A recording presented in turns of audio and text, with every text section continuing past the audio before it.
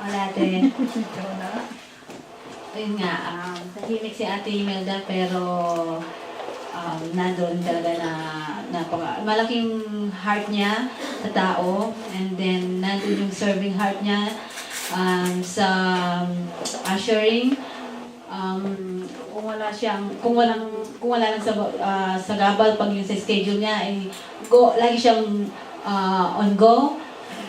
Thanks Ate Mel kasi anytime na pag ina-approach ko siya, available siya. God bless you at patuloy ka rin gagamitin ng Panginoon sa mga iba pang ministry dahil nandun yung serving heart mo na truly na nagpapagamit ka sa Panginoon.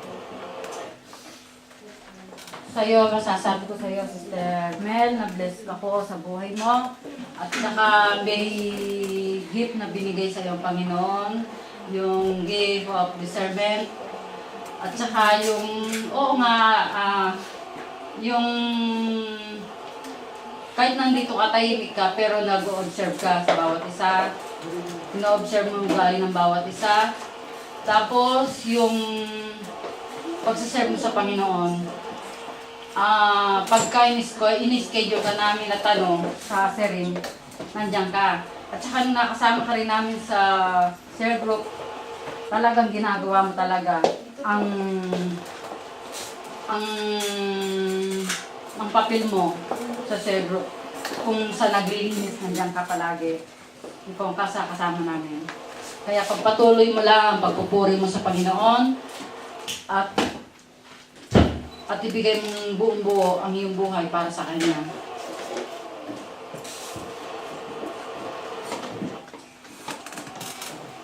Meron pa?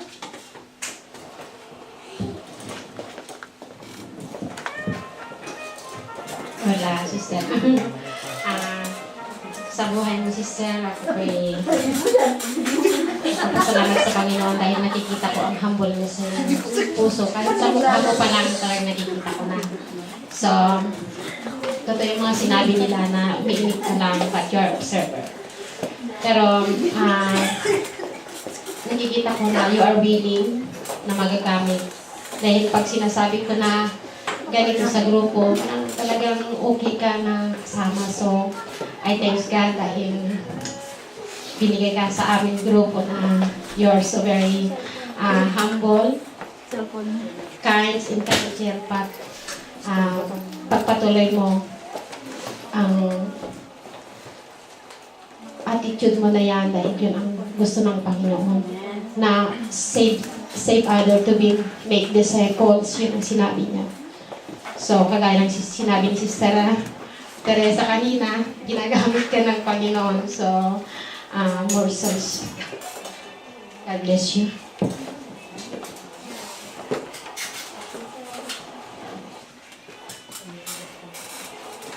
Hello, Sister Mel.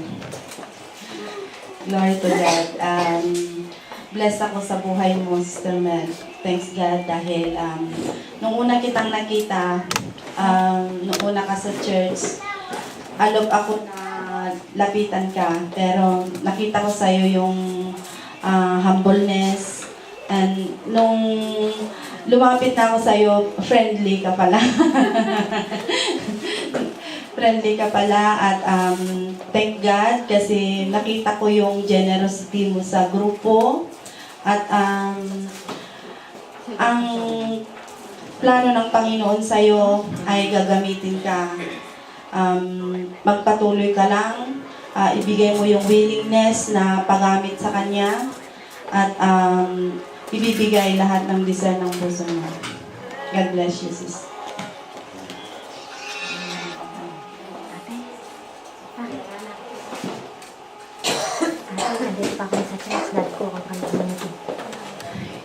Sige, ito yung word na binibigay sa inyo ng Lord sa Acts chapter...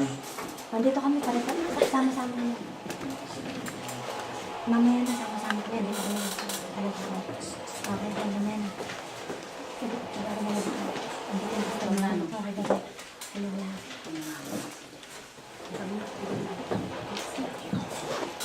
Sa John 24,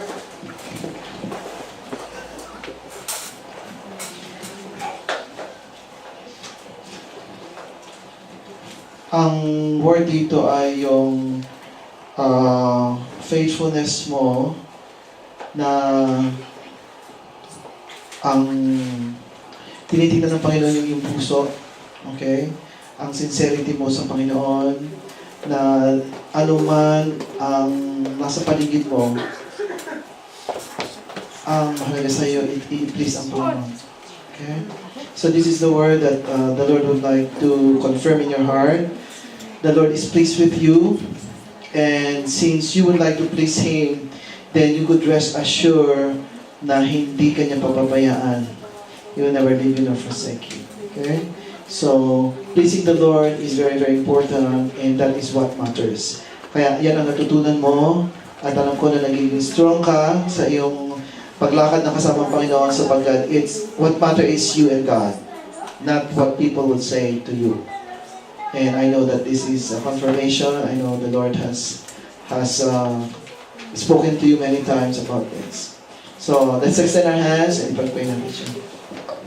Salamat, Panginoon, sa buhay ni Sir Mel. Alam namin, Panginoon, na maraming bagay na nangyayari sa paligid. Kung minsan hindi namin maunawaan, ginagawa namin ang iyong kalooban.